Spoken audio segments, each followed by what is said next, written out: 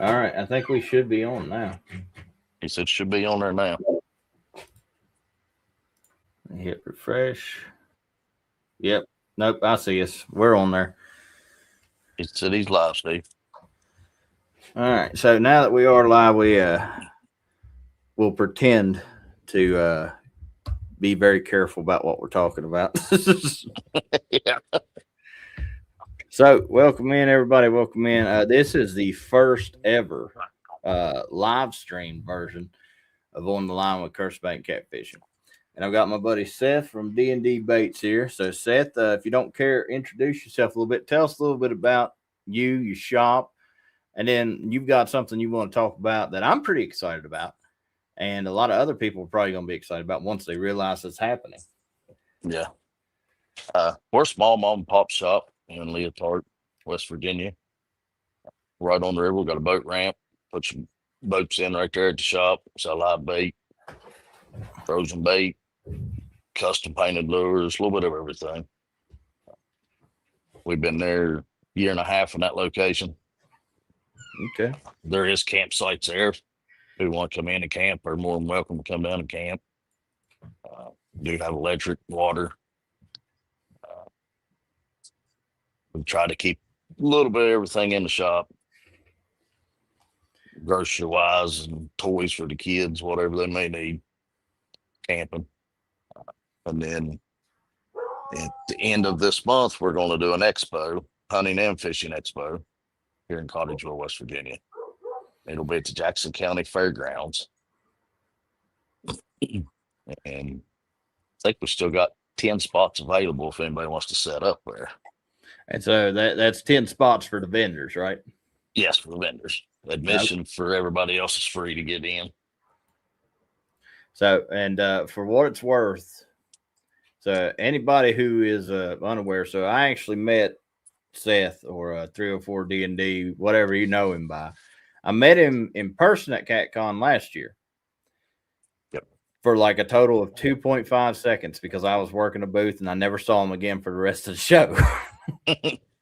But he was working his own booth there too. Now, he, like he mentioned, your shop's located in Cottageville, right? I'm just outside of Cottageville. Next town's Leotard. Yeah. Right across the county line. And so anyone who has paid attention or followed me for any amount of time is aware that when it comes to especially local business, small business, I always want to support them in any way I can. And so, fun fact for you, in case you were unaware, CatCon, that was the premier expo. Steve has, unfortunately, he's been battling cancer. That's the reality. I'm not going to sugarcoat it.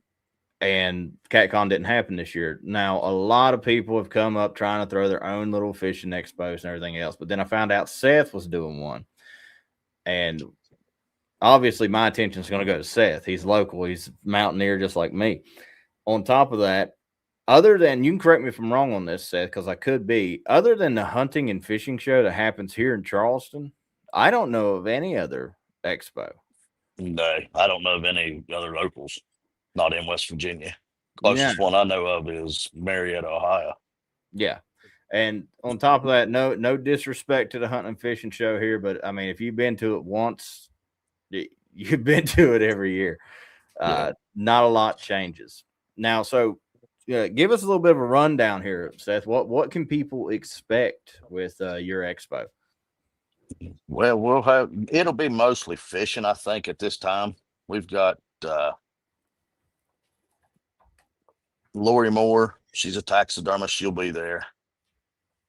Run and gun game calls. And that is not the same as our run and gun catfishing. I was going to say, did Charlie and Jolie start up a new business? I just didn't know about it. Well, when he messaged me, it just showed up as run and gun. I thought it was them. But run and gun, Charlie and Julie will be there. Okay. With their catfish stuff from Giant Tamer. But we have Vision from Above. They are a local drone company that does deer recoveries. Mm-hmm. Then we've got Brandon Workman, Dirty Water Fishing Guide. He's a local. He does fishing guides. I think he does Ohio and canal. But If he does the canal, he must do the lower end because I've never heard of him. But no They're disrespect. they're a muskie guide's what he is. He Oh, does well, muskie trips. I need to talk to him then because I got to catch at least a 30-inch to get this master angler plaque. There you go. But yeah, they'll be there. Cindy Gordon, she'll be there. She does engraving on knives and different jewelries and stuff. She'll be set up there with her engraver. Oh, she We'll probably have- got the same one I got here. I don't. She didn't say which engraver she had. When I talked to her, Mike Millen from Fat Belly Baits, he'll be there. He does custom baits, mostly musky baits.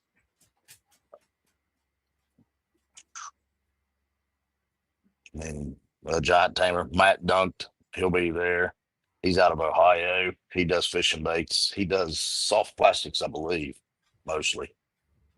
And of course, all of our stuff will be there. I'm hoping my rods will be in by then. I'm out of rods, and it's going to be really pushing to get them here by that time. They're going to be, I'm hoping just a day or two before the show. Then, of course, Outdoor Ginger will be there with her merch. S&T Fishing, he'll be there with Catfish Rigs, and his wife's got some really nice quilts and pot holders, and they're all hunting and fishing related, some sort. She's got a beautiful deer quilt she just showed us a little bit ago. It's going to be there. It's all handmade. Barber Catfishing, he'll be there with some custom baits.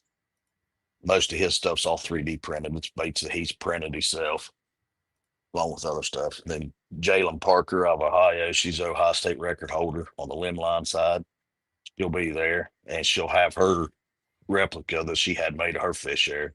It was 101 pound. They pick it up. They got to drive to the show in Tennessee next weekend and pick it up. So I mean, you've got, for your first ever expo, you've got quite a bit of people coming along. Yeah, I've got 17 that's already paid and will be there. I've got, I think, 24 or 25 that say they're going to be there, but they haven't paid for their spots yet. So we all know how that goes. But talk is cheap, cash is king, baby. That's it. As of right now, I've got 10 spots open, 10 by 10 spots, but that's counting the ones that just haven't paid, you know. Yeah. So hold on one second there. Kelly says we are frozen, so let me check that real quick. Okay. We shouldn't be, but that's not to say that we aren't. Okay, now we're back. Now listen, Kelly, you are not going to keep interrupting my broadcast. This is important stuff we are talking about here. I'm just But I think see, even Ginger called you a liar, Kelly. So no. I mean, so for your first expo, now here's my follow-up question: are these vendors? So is this an outdoor? Because where it's fairgrounds, I'm assuming it's an outdoor canopy, bring your own tent kind of thing. no, it's all indoor. It's all indoor. Okay. Building. I'm going to openly admit, Seth, I am hurt that you did not say I was going to be there. Well, you're not on here. Actually, we talked about that earlier. If you want to do a podcast from down there, that'd be great too. I will be more than happy to do a podcast and a live stream during the entire event. So yeah. Now, I was talking about that earlier. So follow-up questions for you. Do you have any, kind of like how CatCon did it, and if a couple other venues do it, do you have anything to where it's like people are going to be speaking classes, lessons, anything like that? No. We have not found the first person that wants to try to speak or teach somebody something. So, brother, you're looking at him right here. We'd be more than happy to have you speak. You just got to make sure that you bring the microphone and turn it way down. There you go. But now, and so here's the thing, because this is going to be uploaded on YouTube. And so what's the dates again, Seth? February 27th, 28th, and March 1st. Okay, so you got 27th, 28th. We're going to run, I'm going to say 9 to 5. I mean, we're not going to shove everybody out the door and lock the door at 5 o'clock, but it gives everybody time to go get something to eat, and one's just traveling back and forth, having a good time. Yeah. But and then Sunday, I'll probably do like 9 to 2. And once again, I'm not going to shove everybody out if people's still there. But a lot of like Ginger, she's 8 hours away. I know she's got a long drive back. We got several people, Charlie and them, they're about 4 hours away. So it gives them time to get back home and unloaded and do whatever they have to do before Monday. Oh So, man. I tell you what, Carolina Cat Snatchers did just bring something up I had completely forgotten about. I don't think I will be able to attend, Seth. That's during the Ice Bowl. yeah. I forgot they moved the date. So okay, I redact my previous statement. I would 100% be there for Seth, and I had planned on it, but then the Ice Bowl moved their dates, and I've already put my deposit down. Yeah. Yeah. They did. They moved it after we done set our date. But hey, I there's so mean, much going on this time of year. Everybody's trying to get that last little bit of stuff in before it's time to start fishing because they don't want to miss fishing to do nothing. So, yeah. Well, truth be told, now, I had full intentions of showing up to your event, and I had intentions of advertising it and trying to blow it up in a big way because one, I had a big reveal that I was going to do at your event. oh, yeah. Wasn't going to say what it is. Still not going to say what it is because now it's going to have to wait even longer. But that I had full intentions of going up there. I was going to bring the kayak with me, let people look at the kayak, just glance around. It's a piece of plastic, man, but it's a really cool looking piece of plastic. Oh, yeah. Let's see here. I'm gonna try. That would be a great idea. I think some of these comments are coming in a little delayed, if I had to assume. I'd say because I think they're talking about us doing the podcast or teaching or talking now. So let me go ahead and circle back to this. So we got vendors, we got a lot of people that, well, both you and I know. What kind of lodging are they looking at for up there? If they want to camp, there's primitive camping there. They can bring it the camper in. It's $15 a night. Stay right there at the fairgrounds. There is no electric water this time of year. They shut it all off. 7 miles from there, you got Super 8 Hotel or motel. You got the Holiday Inn. There's another campground down the road. I'm not sure if they've got anything. I got a bunch of workers to build a new plant here, so it's like pretty well full. They may have a few sites open that would have electric and water stuff still. Yeah. It's the Blue Heron, what it's called. If anybody wants to get a hold of them and see, and I've got sites available at my shop still too. If they wanted to stay there, it's 6-7 miles away. Well, I'll be honest with you, brother. If I would have made it, I had full intentions of just bringing the hot tent and just pitching up right there and never leaving until it was over. Yeah. I'd be scared now, though. If I was there, people be knocking on my hot tent, say, "Hey, we see the smoke. We know it's warm in there." Yeah. Can we come in? This is we're at capacity. Sorry, move on to the next tent. Yeah. But so let me ask you this, Seth. What made you want to do the Fishing Expo? What prompted it? We do the meet and greets here, and it's just a lot of fun. And we, like you said, we was at CatCon the last 2 years, and it's just get down there and everybody can kind of meet up from around that you don't get to see and meet with every day. Yeah, You know, and you got people from other states coming in, and even just other counties that you don't normally get to see or hang out with. Everybody can just kind of get together, and you get to see everybody else's product and what they've got and what they offer, and it just kind of brings everybody together in the whole fishing community.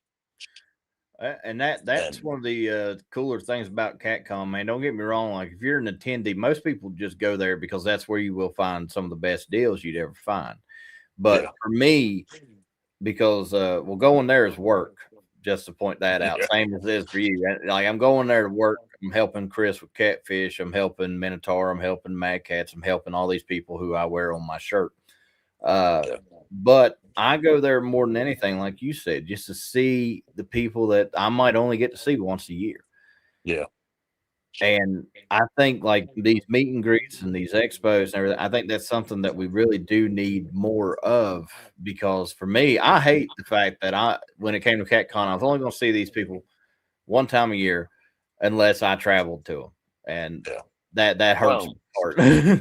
Well, and the thing is, you can't travel that many places in a year's time, where whenever everybody comes to one place, it makes it a lot better for everybody. Yep. And instead of our meet and greet going to be here this spring, we're going to move it to Illinois. We're going to have it in East Alton, Illinois. So, if people want to come there and hang out, meet with us, warm welcome. It'll be Memorial Day weekend is when we'll be there. Yep. No, I've There's going to be a few people there too. I know Ginger's going to be there in S&T, me, well, ain't Kelly, Ginger and from Card. Illinois? Yeah, she's from. I mean, she's the one hosting it. Ginger is. That's cheating, Ginger. That's home field advantage. But we're gonna hold it right where the Mississippi and Illinois River come together. Be That's, 3 days of fishing and fun. I think several of us gonna try to take boats. yep. And that's that's probably the other thing. I'm just gonna rope this in just because I remember them. Do you still do the online tournament, Seth? Yes, they'll start back weekend after the expo, in March 6th. Yep. That could be the first one on Saturday.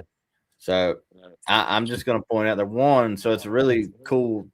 It's a really cool theory. It's a really cool idea, and Seth's been doing it for a little while now. And Charlie and Julie were running the roost on it forever. So somebody needs to smack them off the pedestal. I had full intentions. I signed up for one, and it was during one of the biggest cold snaps we'd had, other than the one we're currently in. And my boat was frozen. Yep. And I'm not going to try to do that in a kayak. No offense to anybody, but hypothermia is a thing, and I don't care how thick I am not that insulated. It's just soaked through.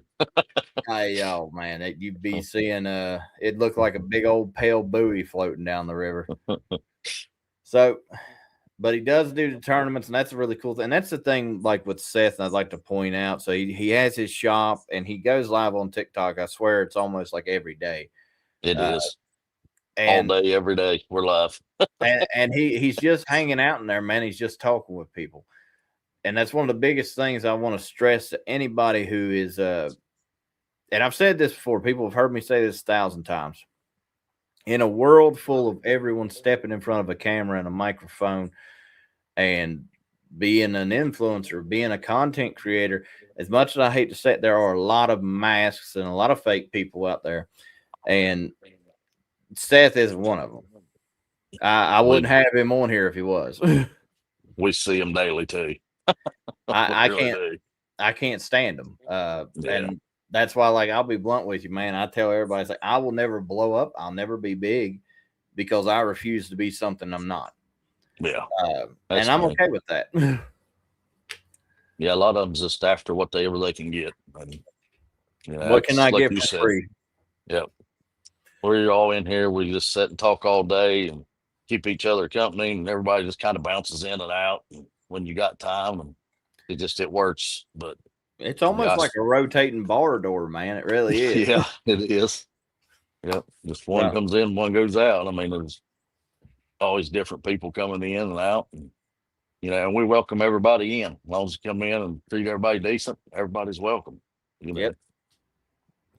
Trust me, I've been scrolling a few times, and all of a sudden, somehow, some way, I'll hear my name or something come up.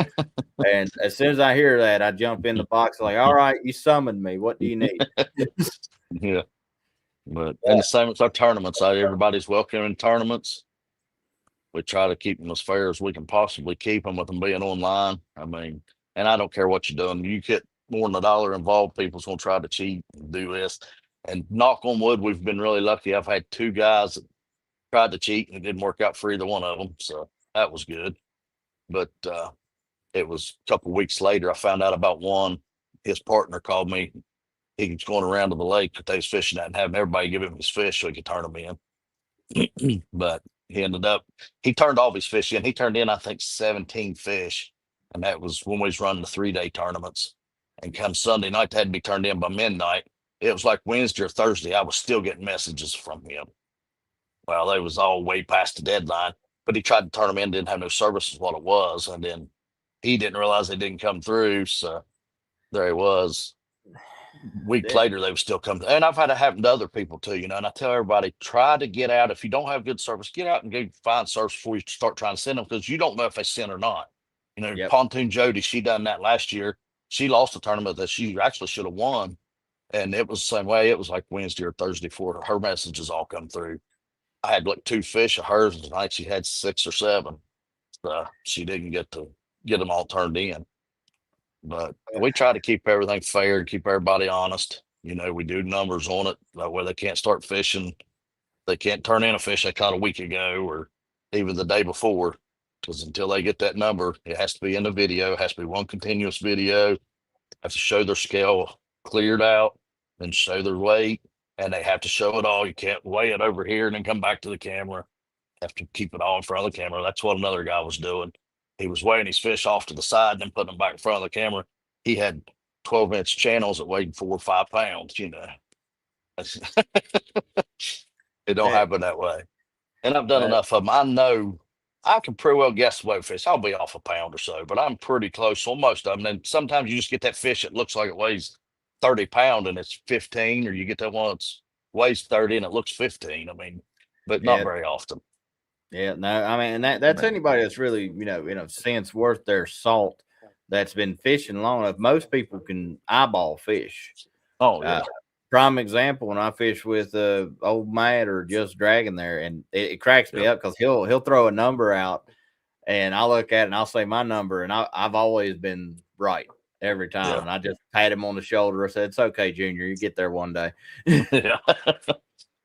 But I watch hundreds of fish every month get turned in, and watch the videos of them.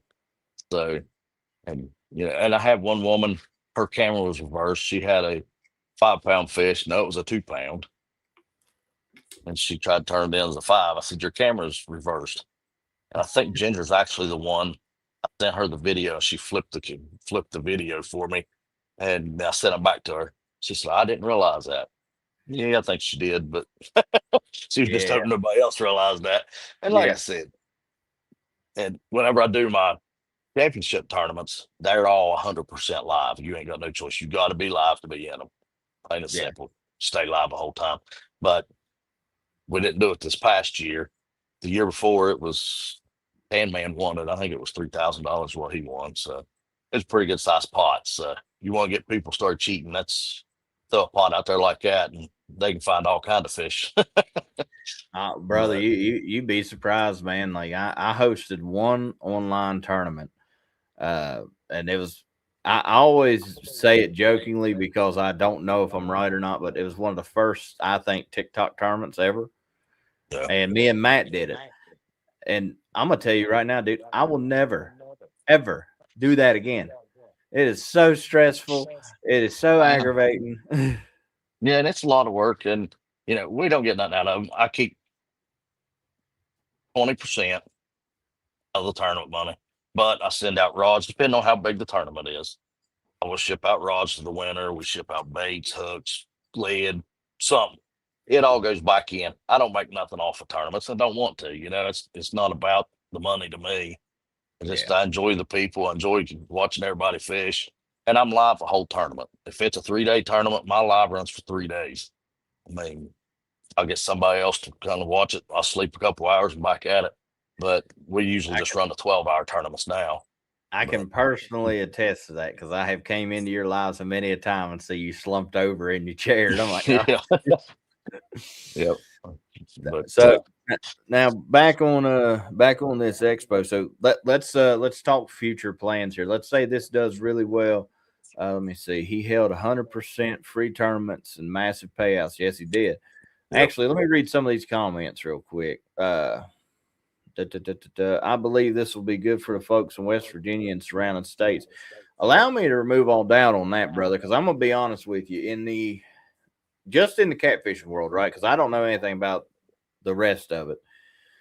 In the catfishing world here, at least in my county, there are 3 primary clubs or tournament trails, whatever you want to call them. You've got the Canal River Catfish Club, which is the boat club, and that's the one I got first place in 2022 or 23. I can't remember. And then you got this giant cheerleader trophy behind me. This comes from the West Virginia Bank Monsters. I got second at it. And then you had the Bend area tournaments, and those are the only 3 I can really think of. And so my hope with Seth doing this expo is, one, it's going to draw all of these tournament bodies, all these tournament groups and everything into one central place. And it's not just because I want Seth to have a successful expo. I do, but I want to bring that community together. That's been my goal from the start. I said, and I know Damon's coming with Canal River. He's going to be set up there. And now, is he coming with Canal or is he coming with the Bank Monsters? Because he runs the Bank Monsters now. Bank Monsters, I think, but I think he was trying to get the Canal to come with him or go in with him, or both of them be there, I think. But I know he did say yesterday that he definitely would be there. Try to get more people signed up for their stuff. And Chuck talked about bringing their stuff up there, but he's got a tournament that weekend too. So I don't figure he will be there. He's got a tournament Saturday. It's for a little baby over in Ohio, just passed away. It's 9 days old. I saw that. Yeah, Mike's Bait and Tackle. Mike's Bait and Tackle was supposed to be there, but I'm not 100% sure on him yet with everything that's went on. So I did talk to him 2 days ago, and he said he wasn't sure. He said he hadn't been ordering nothing. He didn't have a whole lot in right now. To pack up and bring over there. So, but he may still be there. I told him he can bring rods because my rods are the only ones going to be there. We was hoping to get a couple of the others. I like to have Mad Cats, TFR, one of them got me in and sell rods too, but you just got so much going on right now. I just don't think any of them's going to make it. Well, I tell you what, if you end up, which I don't know if it would make sense or not, but if you end up doing we'll say a raffle or something during the event, and if Damon is going to go up there, I'll reach out to Damon and I'll send up a few things since I won't be able to make it. Consider that my saying I'm sorry, Seth. Okay. But I mean, and anybody who's ever seen me go live in my shop, brother, I have more rods than I know what to do with. And people don't realize this, man. Every year I do what I call my fishing purge. As soon as spring comes around, I'll go out in my shop. I will load my truck bed full of Plano boxes, soft plastics, rods from bait rods all the way to catfish rods, reels, line, everything. And I tape a sign on the bed of my truck that says "honk for free fishing gear." I'll pull over, and I just give it away. I give it away every year, and I donate to these bank trails and these club tournaments. I donate to all these events, and that this kind of just goes back into what I talk about being real versus being fake. I don't ask for anything for it. Yeah. I don't want anything for it. All I want is everybody to come together, support one another, and man, just be happy. Enjoy each other's company. This is we talk about wanting to put the catfish world on the map like the bass tournament trails and stuff like that. Brother, the only way you can do that is if you can cooperate. Yeah, and that's the thing. You can't keep everybody together long enough. They'll get along today, but then they can't get along tomorrow. And most of it's over just nothing, That petty stuff, don't man. don't make no difference either way. But, and I think me and Chuck's going to try to run the boat tournaments out of my shop once a month this summer too. And I'll still do my one line separate once a month. Mine will be the first Saturday of every month online. And me and him haven't got the dates together. I think he's still waiting on DNR to get back with him on the dates for those, but for the boat side. Well, Seth, you ain't ever gonna get the fish, man. You're gonna be too busy doing everything else. Yeah, I fish for evening after work. I keep my boat in the water. I'm getting ready. I'm trying to get a lot on the canal where I keep my other boat in the water closer to work. I heard that. Well, like I said, my biggest thing with this is, and so now we've only got like 6 people watching us. That's fine, dandy, whatever. This will be on forever, and I'll clip pieces from it too. Because my biggest thing, I just want everyone to understand, man. We deal with a lot of people that I would consider almost like a corporate world, especially if you're doing what I'm doing, where you're making content.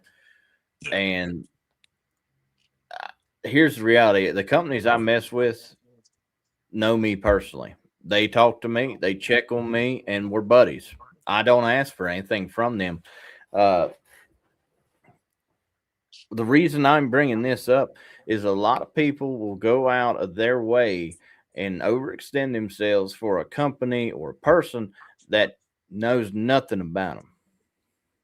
That's the difference between supporting something like that and supporting something like Seth's shop. If you shop at Seth's shop, I guarantee he knows who you are. Yeah.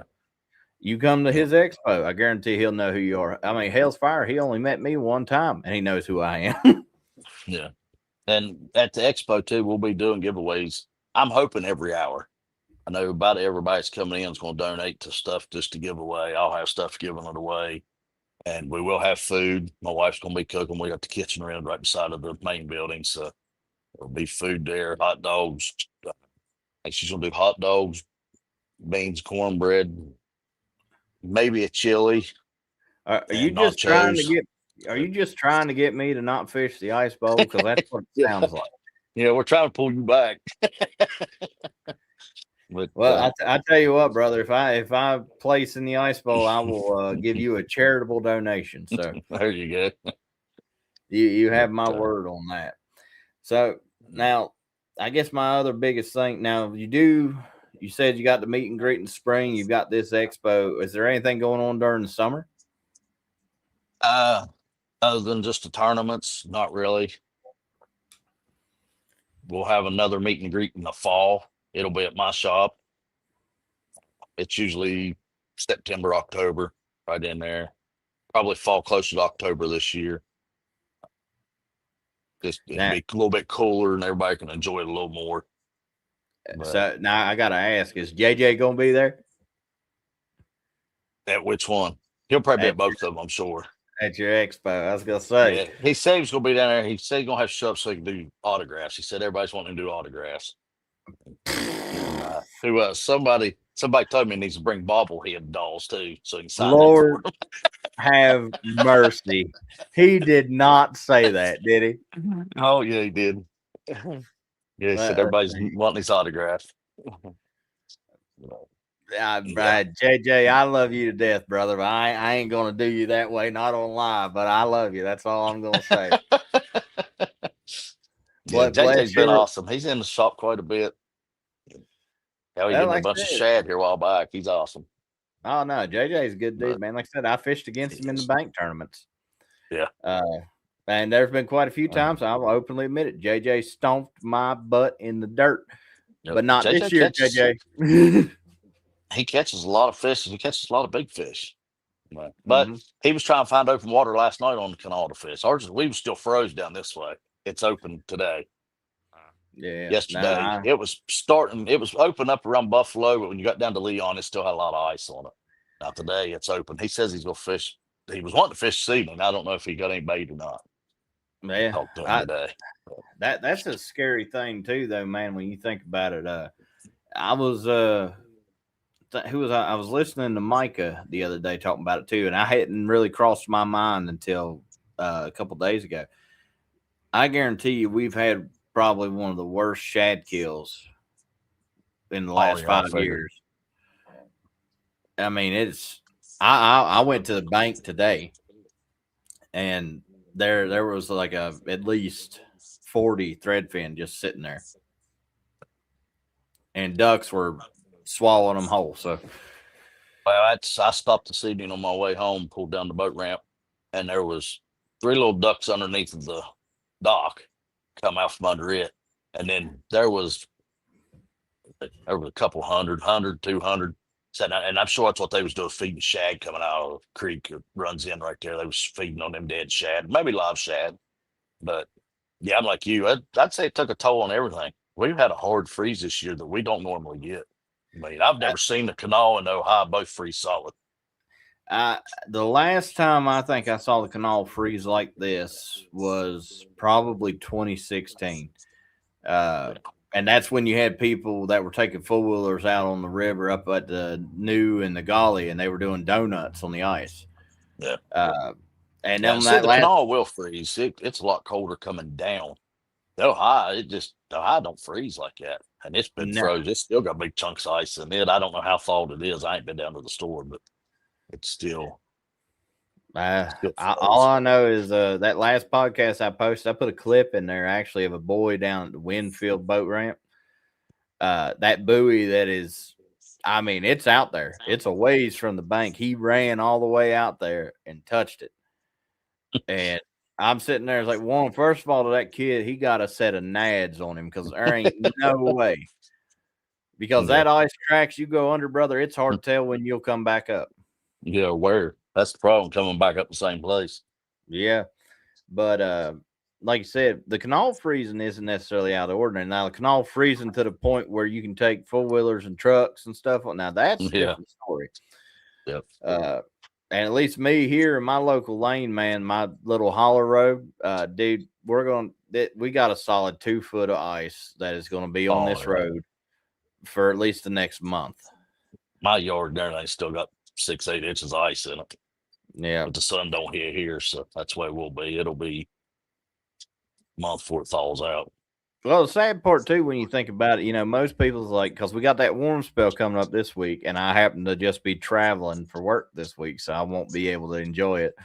Everybody's like, "Oh, it's over, it's over." If you live in West Virginia, brother, it can get cold all the way to the end of March. Oh yeah, it ain't over. The blizzard of '93, that was in March. Mm-hmm. That was mid-March. We had it.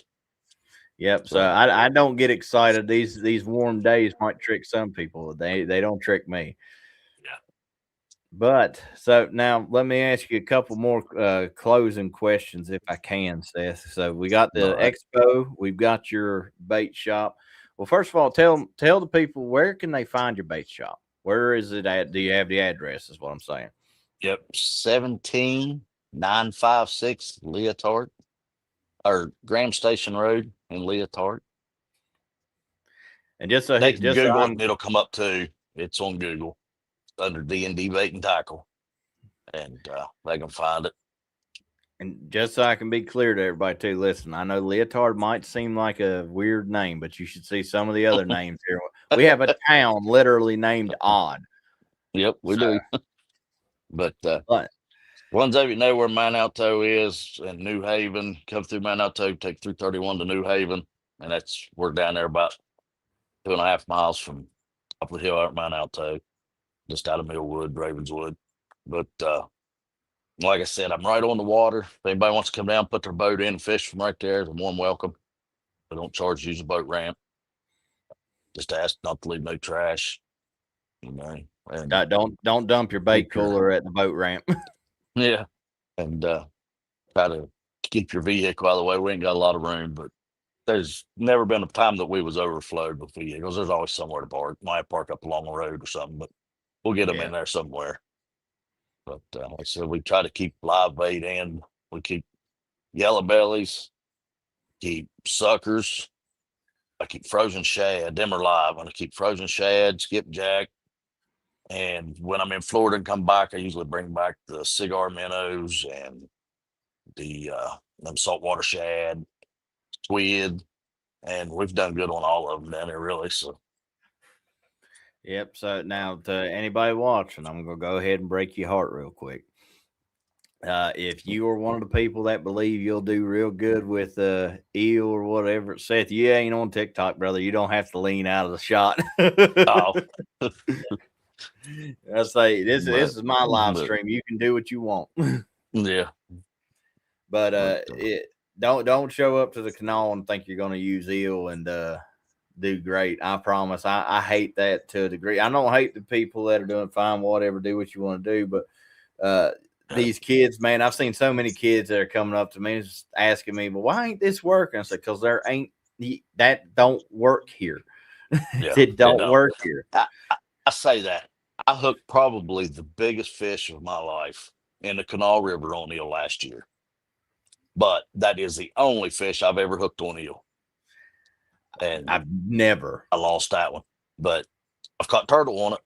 But yeah, I've tried them whole, alive. I've tried cut bait. I've tried fresh cut, frozen cut.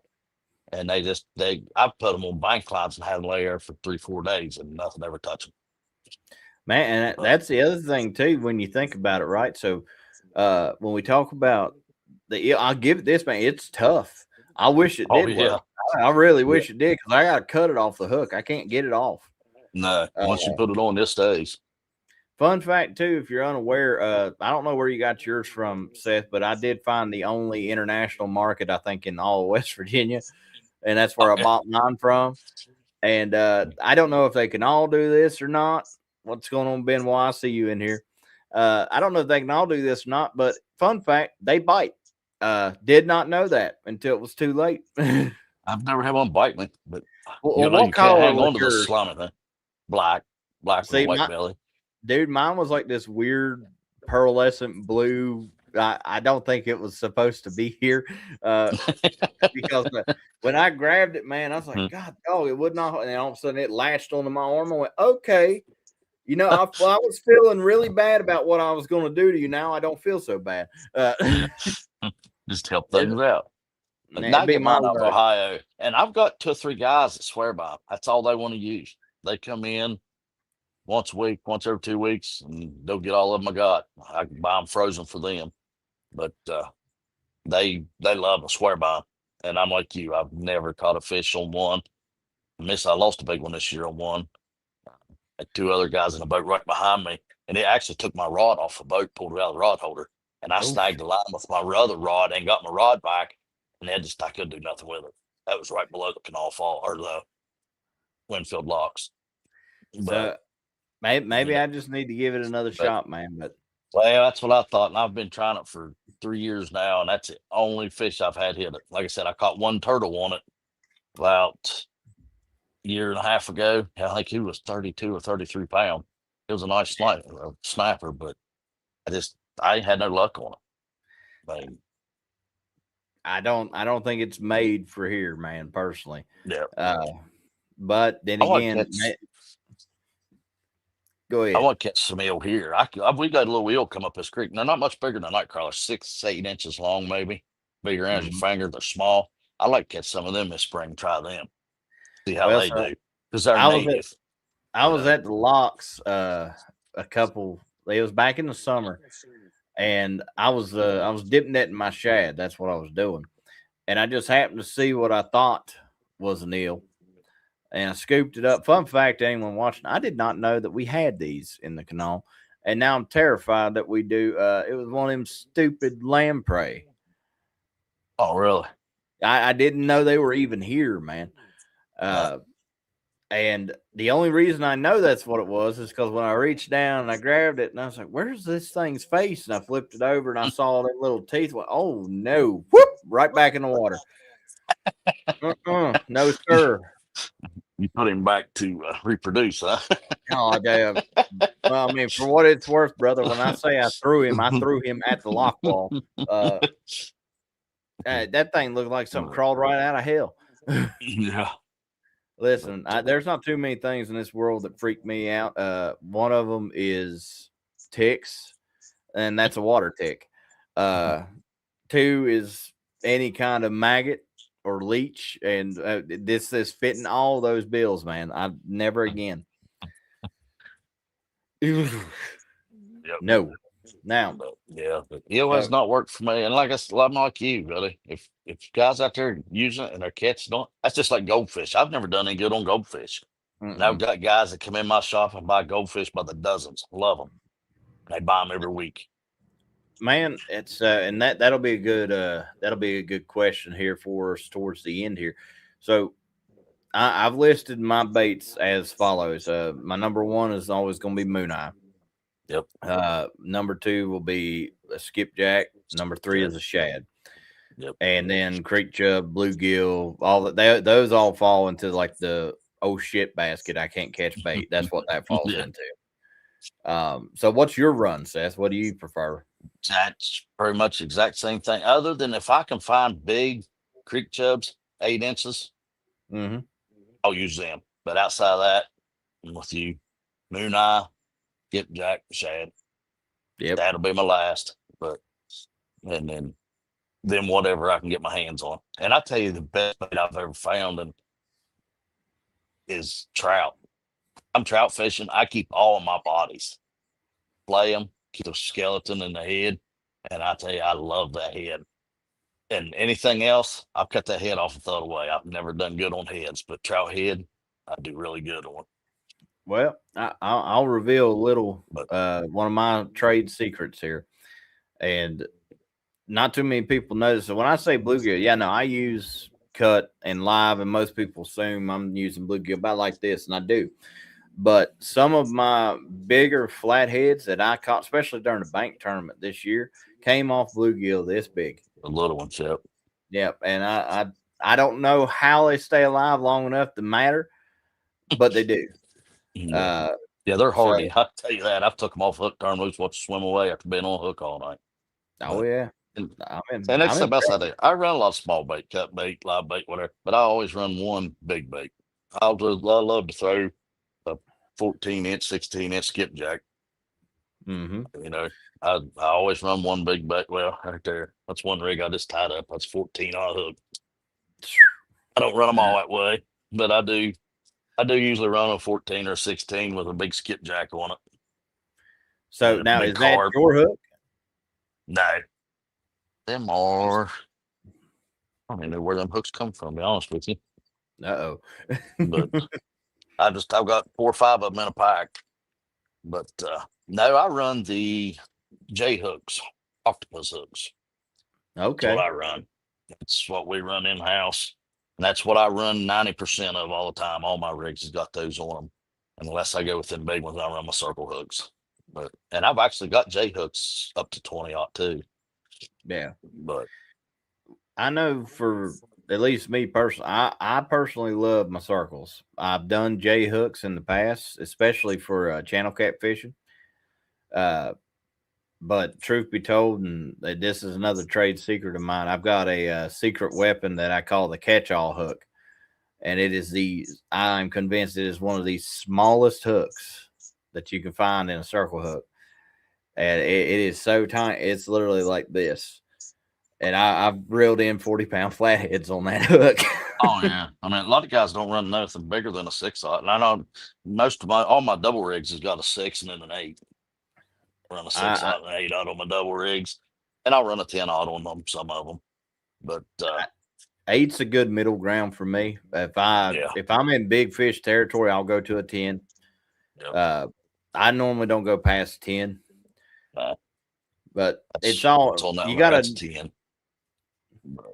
now see, that's something that I just cannot. The double hooked rigs, man, I've tried. I cannot get down with them. Really?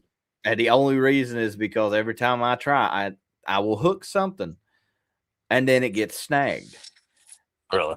Well, And see, I don't know if that's something I'm doing or I run those egg floats right there on them double hooks.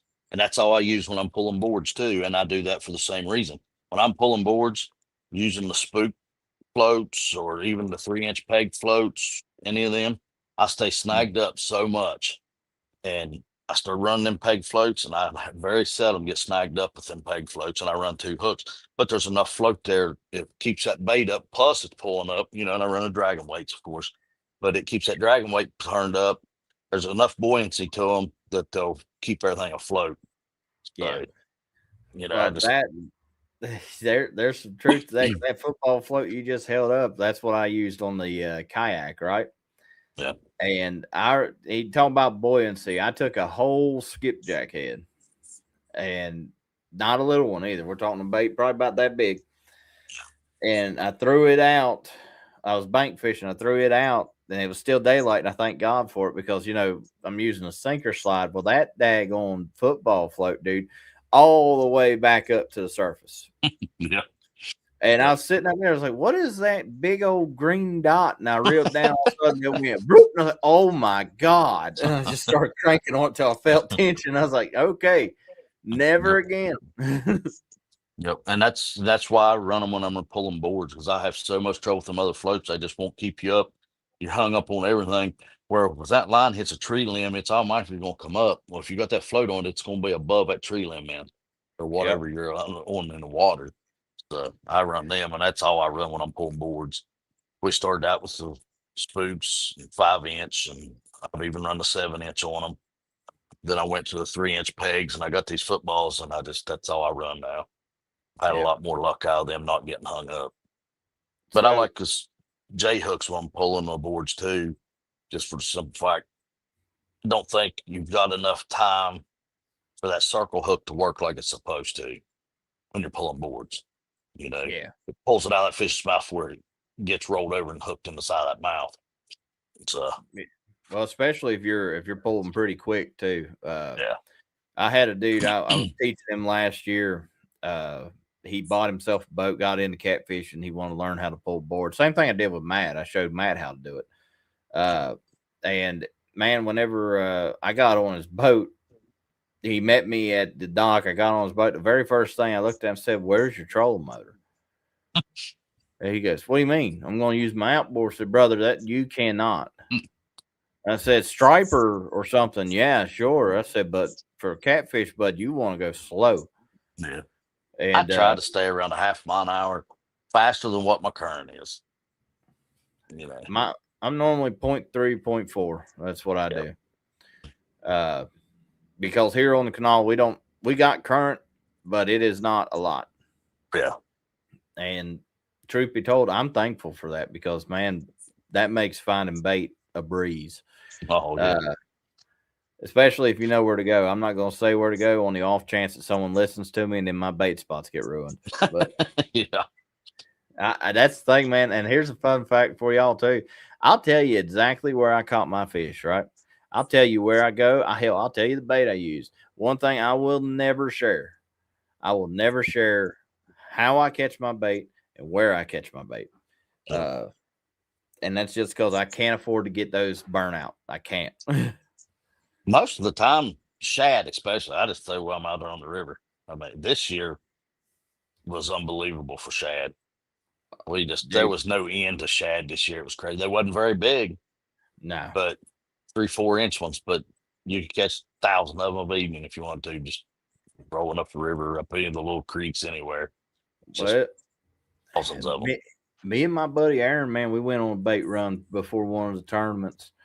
And I don't know if you know Aaron Priest or not. Almost everybody does. I don't know how, but trust me, there's people over on the West Coast know who he is. I'm like, how the hell do y'all know who Aaron is? Just coal miner from West Virginia, but he was really big in the tournament scene several years ago. But anyway, we were up there and we were trying to use his sonar, but the front one wasn't working. I looked down, like you said, all them little ones, I could see them swimming by us. I just threw the net one time, dude, filled up at least 100 of those little guys. Yeah. And those one throw and done are great. Yep. I had a boy with me this year. Actually, he caught his PB 40-pounder this fall. But when he's coming back to the dock, he reached down, just grabbed one up out of the water. There was thousands of them swimming right along the front of the boat where the lights was hitting. He just reached down and grabbed one. I said, there's plenty of bait when you can just reach down and grab them with your hands out of the water.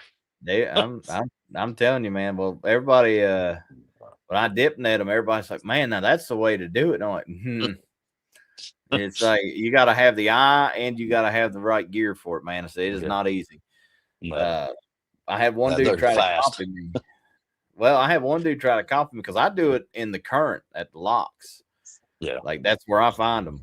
And he tried to copy me. He went and he got a little cheap Walmart landing net, and he bought I swear I think it was like just a regular old shovel handle.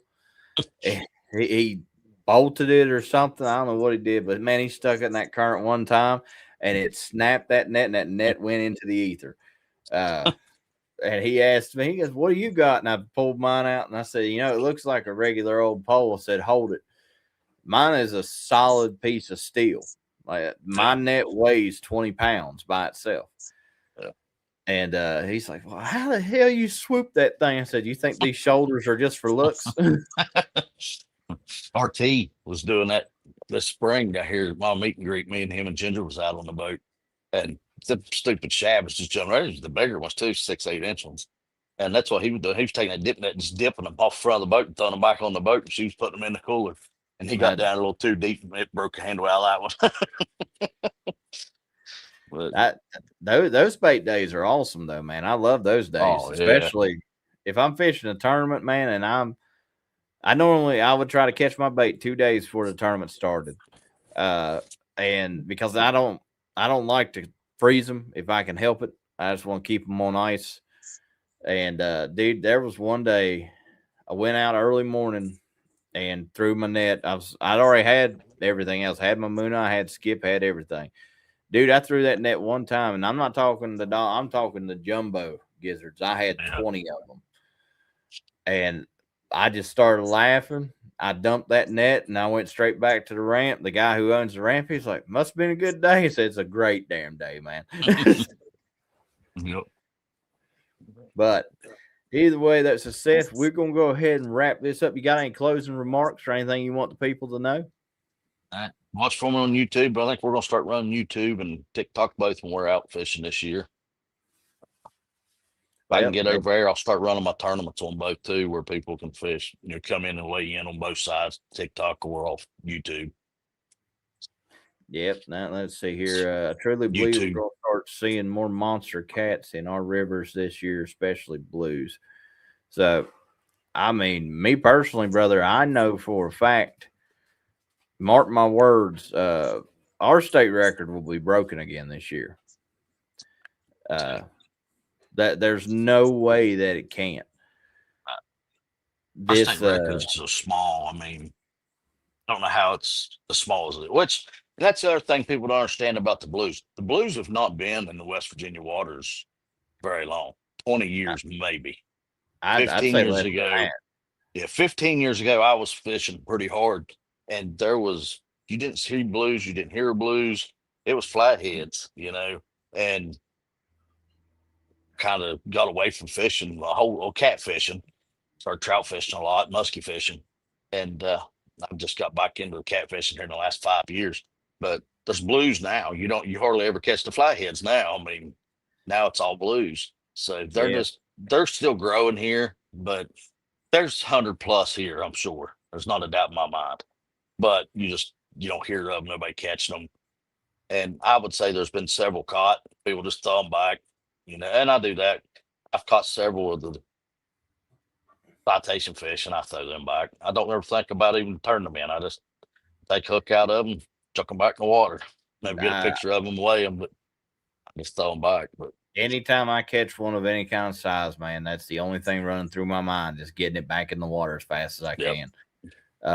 That first one I caught I think it was 2 years ago now, the first big one out of the kayak, that 50-some pound. At the time, I was only 4 pounds shy of the state record with that fish. And the sad part is, dude, I didn't even think about it. Like, I was on live. I just wanted people to say, hey, look, I need someone to see I did this because no one's going to believe it that it was done in a kayak. And then I let the fish go, and they're like, well, I mean, you weighed it, and what's your state record? And I said, I don't know. And somebody commented it, and I went, oh, well, maybe next time. Same thing this past year when I caught the 58. All I did, I got straight to the dock. I took a picture, weighed him, let him go. I don't have anything to keep him alive. I don't want that fish to get hurt. I don't want him to be unhealthy. And who was the dude that caught the world record this year and let it go? That Jesse? Yeah, Jesse. Yeah. Man, I tipped my hat to that dude because that would have had to have been difficult to some degree. Yeah.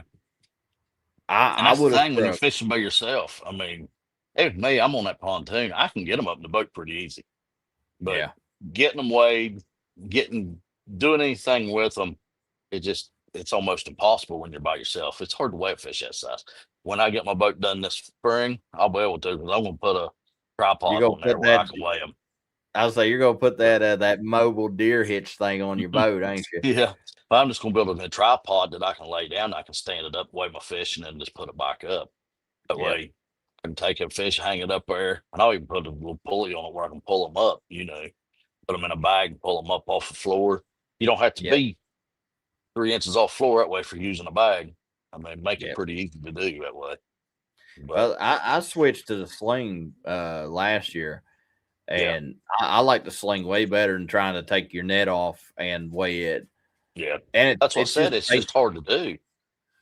Even with two people, it's hard to weigh a 50, 60-pound fish in that net. I mean, for one, you can't, both of them can't get close enough to the scale to pick it up without it being sandwiched between you. I mean, it's a pain. So, well, that the other part people don't think about is like if you're like me and you're on that yak and you don't have a net, Mm-hmm. and you let me tell you something, brother, you better have your balance in order Yeah. because you got to use your entire upper body to get that bad lad in there. It ain't easy. No, yeah. Guarantee it. But so I tell y'all what, man, like I said, this has been, first of all, like I said, Seth, thank you, man. This is the first live Yep. broadcast. Appreciate And you letting me come in, buddy. I hope you've enjoyed it. I've enjoyed it more than I thought I would. I've never wanted to do a live one. So, I mean, you made me learn something today. There you go. And so, to anybody watching, right? And on top of that, Seth, I hope that you'll be open to coming back on here at some point. Oh, yeah. We'll If do one not, after the expo, maybe, and we'll talk about next year's. yeah, How if this one not, does. I'll come to you and we'll film it in your shop. Well, that'll work too. But yeah, we'll But now, definitely come back. anybody who is watching, I'd like to just stress this point. And I said this when I started this. The main reason I started the podcast was one, because people asked me to. Prime example, Ginger from day one of my OG TikTok followers said that I have the, and I quote, voice for radio. So here we are. But the other reason that I did it is I wanted to provide a way for me to do a consistent format during the winter, especially because I can't get out and fish. I just can't. Uh, and two, I wanted to provide a way for other people, other businesses, content creators, or people that just want to talk or tell a story to come on here, hang out, and experience what this is. Because while this may not seem like something big for y'all, and Seth, you'll learn this about me today, the main reason that I do YouTube and don't do TikTok as much, obviously, other than the fact that they went banana happy over there. Yeah. This video, this right now, this will be a recording, and unless my channel goes away, and I have to do that, YouTube doesn't do that. This will exist forever. This is a time capsule. So when I'm 85, 95 years old, if I can still remember how to use a computer, I'll still be able to go back and watch these conversations. So Like I if said, you have, everybody come subscribe on mine. Like I said, we're going to try to do a lot more YouTube this year, run lives and a lot more content over there. I'm like let's you. see, TikTok's just getting so bad now. You can't say or do anything without getting a violation from it, and then you're shut out for 10 minutes. And, well, me and Ginger both was booted today. We both got them back. We appealed them. We both got them back, but we both got the hammer over here today. So I'll be honest with you, man. Every time I go live over there, I talk to them because I know they're watching. yeah, And I tell them, like, do it. Perma ban my account, because I promise the second you do, I ain't coming back. yep. See, Ginger had one permaban over nothing at all. That doesn't surprise me, dude. Yeah, I mean, it's That just I cannot consistently stay over there just because of that. And I hate that because my original following comes from there. Back before I was ever known as Curse, back when I was just known as Fishing with Jess, that's where everyone knew me from. And fun fact for anyone who ever asked, the name Curse, y'all gave me that. I didn't choose that. Y'all gave me that. I've just been rolling with it ever since. But like I said, my biggest thing is, man, I hope y'all have enjoyed this talk with Seth. I've enjoyed it. This is also, just so you're aware, if you are on TikTok, man, this is what his TikTok is. It's just people sitting there shooting the shit with each other, talking. And that's what I'd love to see more people do, because it's real. There's no script here. In fact, Seth saw me right before we turned this camera on. I wasn't really dressed like I am now. I had to get my face and everything else. That's the fakest part about me. I refuse to let y'all see me with a rough beard. But other than that, man, like I said, Seth, I appreciate you coming in. I hope you've enjoyed it, and I hope we'll see you back. Oh yeah, we've had a blast, and we'll definitely come back after the expo. We'll talk about it, and hopefully next year we'll have another one be bigger. Yep. Well, like I said, y'all, I appreciate everybody stopping in. Make sure you check out his TikTok. Go see him. If you're local, go to his shop, man. Go talk with him, hang out Yeah, with like I him. said, they can Google it. It's right there on Google. Give them my address, everything. It's D&D Bait and Tackle, Leotard, West Virginia. It's 17956 Graham Station Road, what it is. But if anybody knows where the old Larry's Locker is, it's in the old Larry's Locker building. The old Larry's Locker was there for years and years. But we're in the old Larry's Locker. But right now we're just open. Well, we're not open at all right now. Starting March, we'll be open on weekends, and then as it goes on, we'll be open all week. But people want to fish. But yeah, man, we appreciate you doing the live, doing the podcast for us, and we'll definitely come back and hit another one with you. Well, that, and like I said, anybody, whoever wants to jump on here, all you got to do is tell me. And if I like you, I'll let you. If I don't, that means I don't like you. There you go. But y'all have a good one. Stay bench, y'all, and we'll see you on the next one. Yep. See you, buddy.